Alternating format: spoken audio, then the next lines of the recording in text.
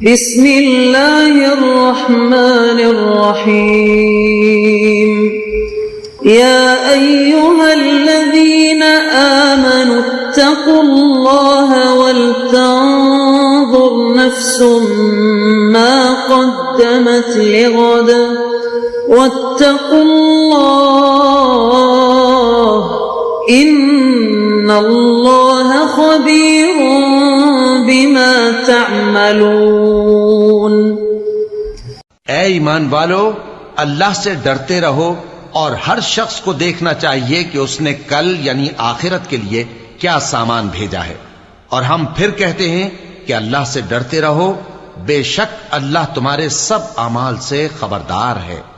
بسم اللہ الرحمن الرحیم، الحمد للہ رب العالمین، والصلاة والسلام على اشرف الانبیاء والمرسلین وعلى آلہ واصحابہ اجمعین ومن تبعہم بإحسان الى یوم الدین۔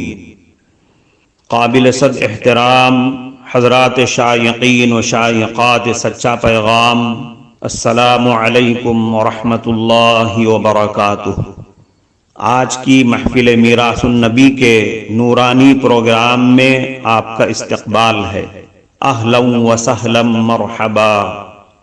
ہم آپ تمام حضرات و مستورات کا خیر مقدم کرتے ہیں۔ محترم حضرات و خواتین، تعلیم کا آغاز ہو رہا ہے۔ سب سے پہلے آداب تعلیم کا لحاظ کرتے ہوئے تعلیم کی طرف متوجہ ہو جائیں۔ پورے دھیان سے سننا، عمل کی نیت سے سننا اور تبلیغ کی نیت سے سننا، یعنی سنی ہوئی باتیں دوسروں تک پہنچانے کے جذبے سے سننا چند خاص آداب تعلیم ہیں۔ امید ہے کہ آپ حضرات ان آداب کا ضرور خیال رکھیں گے۔ جزاکم اللہ۔ بسم اللہ الرحمن الرحیم۔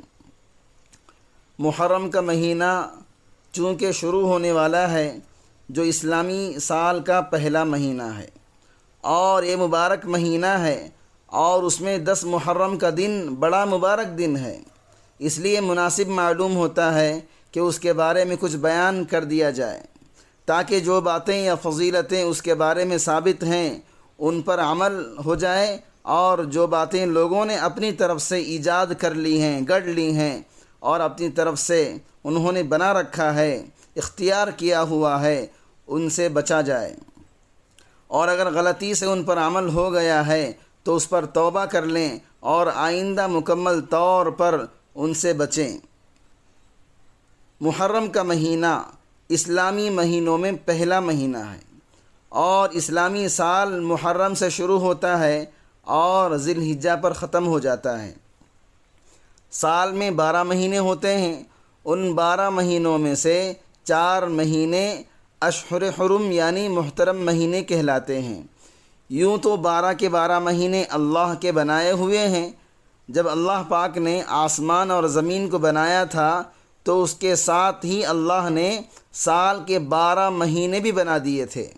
بہرحال یہ مہینے اللہ تعالیٰ کے بنائے ہوئے ہیں، لوگوں کے بنائے ہوئے نہیں ہیں، اور پھر اللہ پاک نے ہی ان 4 مہینوں کو خصوصی فضیلت عطا فرمائی ہے، ان کا بڑا درجہ ہے۔ ان 4 مہینوں میں 3 مہینے تو مسلسل اور لگاتار ہیں، اور وہ یہ ہیں: ذی قعدہ، ذی الحجہ، محرم الحرام۔ ایک مہینہ الگ ہے اور وہ ہے رجب المرجب۔ یہ 4 مہینے اسلامی مہینوں میں سب سے زیادہ محترم، معظم، قابل قدر ہیں۔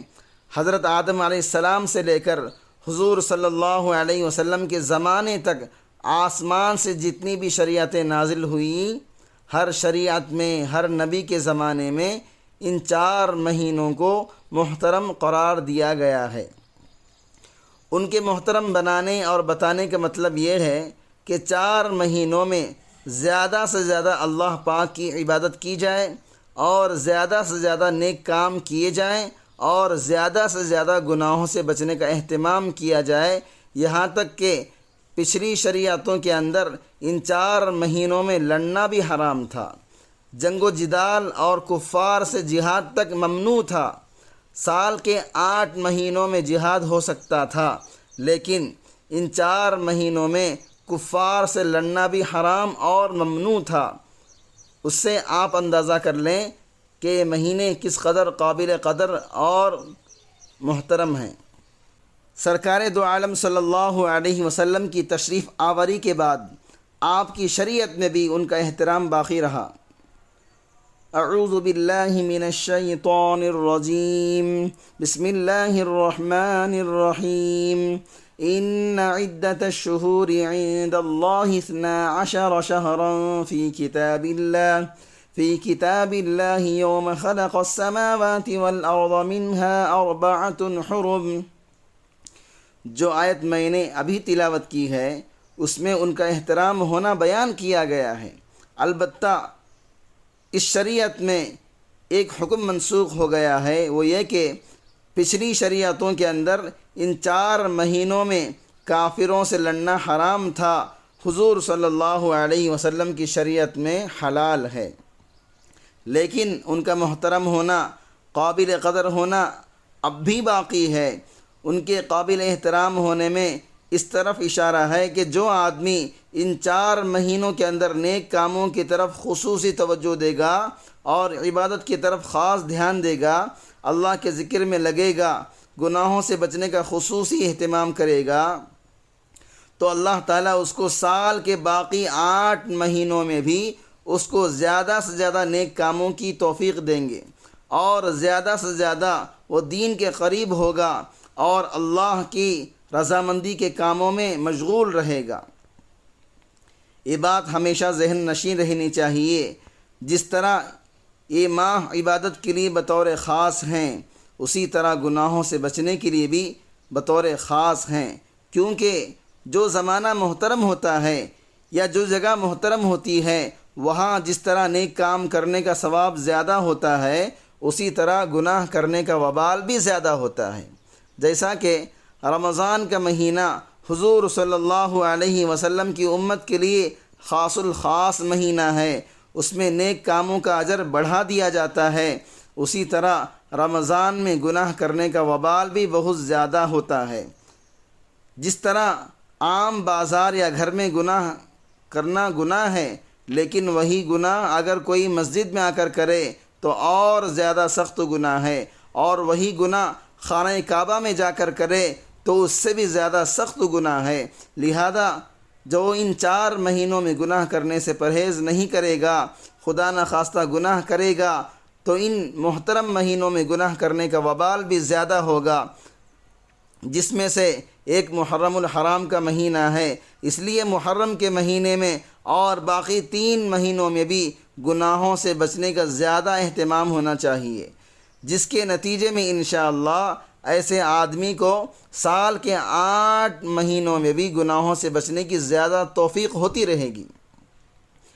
ماہ محرم سے اسلامی تاریخ شروع ہوتی ہے، جس کو سن ہجری کہتے ہیں، اور مسلمانوں کے لیے اپنی اسلامی تاریخ یاد رکھنا اور اپنے عمل میں لانا فرض کفایہ ہے۔ فرض کفایہ اسے کہتے ہیں کہ اگر کچھ مسلمان اس پر عمل کر لیں اور کچھ عمل نہ کریں تو سب کے سب گناہوں سے بچ جائیں گے، گناہ سے بچ جائیں گے، لیکن جو عمل کرنے والے ہیں وہ عمل نہ کرنے والوں سے بہتر ہیں۔ جیسے نماز جنازہ فرض کفایہ ہے، اگر کسی مسلمان میت کا کوئی آدمی بھی نماز جنازہ نہیں پڑھے گا تو وہاں کے جتنے مسلمان ہیں جہاں کا وہ جنازہ ہے وہ سارے کے سارے گنہگار ہوں گے، لیکن اگر وہاں کے رہنے والوں میں سے 2, 3 یا 10 لوگوں نے بھی نماز جنازہ پڑھ لی تو سب مسلمانوں کی طرف سے فرض کفایہ ادا ہو جائے گا، لیکن جن 2, 3 یا 10 افراد نے نماز جنازہ پڑھی ہے ان کا نماز جنازہ پڑھنا بہتر ہے بنسبت ان لوگوں کے جنہوں نے نہیں پڑھی۔ بہرحال جو لوگ اسلامی تاریخ کو یاد رکھتے ہیں وہ فرض کفایہ کو ادا کرنے والے ہیں، ان کو اس کا زیادہ ثواب ملے گا۔ جو عمل کرنے والے نہیں وہ اس ثواب سے محروم رہیں گے، اگرچہ ان کا فرض کفایہ ادا ہو جائے گا۔ حاصل یہ ہے کہ ہر مسلمان کو اسلامی تاریخ یاد رکھنا ضروری ہے، اپنے معاملات میں اسے اختیار کرنا چاہیے۔ فرض کفایہ کا درجہ سنت مؤکدہ سے اور واجب سے بڑھ کر ہوتا ہے۔ ذرا سوچیں، ہم لوگ کتنی بڑی کوتاہی میں مبتلا ہیں۔ فرض کفایہ کا یہ مطلب نہیں ہوتا کہ دوسرے مسلمان ادا کر لیں تو ہم جان بوجھ کر اس پر عمل کرنا چھوڑ دیں۔ یہ تو اللہ پاک کی رحمت ہے کہ انہوں نے کسی عمل کو فرض عین کیا اور کسی کو فرض کفایہ کر دیا۔ اگر ہر فرض عین ہو جاتا تو ہر ایک کا عمل کرنا ضروری ہو جاتا، اور جو اس پر عمل نہ کرتا وہ گنہگار ہوتا۔ یہ اللہ پاک کی مہربانی ہے کہ انہوں نے چند اعمال ایسے بنا دیے کہ بعض آدمی عمل کر لیں تو باقی تمام لوگ گنہگار نہیں ہوں گے۔ یہ سب اللہ تعالیٰ کی رحمت ہے، مگر اللہ کی رحمت کا یہ مطلب ہرگز نہیں کہ وہ عمل بالکل ہی چھوڑ دیں جیسا کہ چھوڑا ہوا ہے۔ اس وقت مسلمانوں کی اکثریت کا یہ حال ہے کہ اسلامی تاریخ لکھنا ان کے عمل میں بھی نہیں آتا۔ کرام، اس دینی اور ایمانی بیان کو سننے کے دوران ہی اس کو لائک کر دیجئے اور شیئر بھی کر دیجئے تاکہ دوسرے بھی اس سے فائدہ اٹھا سکیں۔ اللہ آپ کو جزائے خیر عطا فرمائے۔ ہونا تو یہ چاہیے تھا جتنے بھی مسلمان ہیں وہ سب اپنے اپنے خطوط، اپنے کاغذات اور اپنے حساب کتاب میں اسلامی تاریخ کو فوقیت دیتے، درجہ دیتے۔ ضمناً انگریزی تاریخ لکھنے میں بھی کوئی حرج نہیں ہوتا۔ انگریزی تاریخ کو اگر نیچے اور اسلامی تاریخ کو تاج کی جگہ رکھیں اور اس کو سرتاج بنائیں تو کوئی حرج نہیں۔ اس طرح اسلامی تاریخ پر جو فرض کفایہ ہے خوش اسلوبی کے ساتھ عمل ہوتا رہے گا اور اس پر عمل کرنے اور اس کو زندہ رکھنے کا ثواب بھی ملے گا۔ اور دنیا کے حساب و کتاب اور لین دین میں اگر انگریزی تاریخ نیچے اور تابع رہے تو اس میں کوئی حرج نہیں۔ سعودیہ عربیہ میں الحمدللہ یہی بات دیکھنے میں آئی ہے کہ وہاں سرکاری سطح پر بھی پہلے اسلامی تاریخ لکھی جاتی ہے، پھر نیچے انگریزی تاریخ درج ہوتی ہے۔ یہاں بھی ایسا ہو سکتا ہے۔ جب ہو سکتا ہے تو اس پر عمل کرنا چاہیے۔ اور آج ہم اس نیت بلکہ پختہ عزم کے ساتھ یہاں سے جائیں کہ کل سے ہم بھی اسلامی تاریخ کو اختیار کریں گے تاکہ یہ فرض کفایہ ہم سے زندہ ہو اور ہم اس فرض کفایہ کو عمل میں لا کر اسلامی تاریخ کو زندہ کریں اور فرض کفایہ پر عمل کریں اور اس کے اجر و ثواب کے مستحق بنیں۔ کفارہ مجلس کی دعا پڑھ لیجئے۔ سبحانک اللہم و بحمدک، اشہد ان لا الہ الا انت، استغفرک و اتوب الیک۔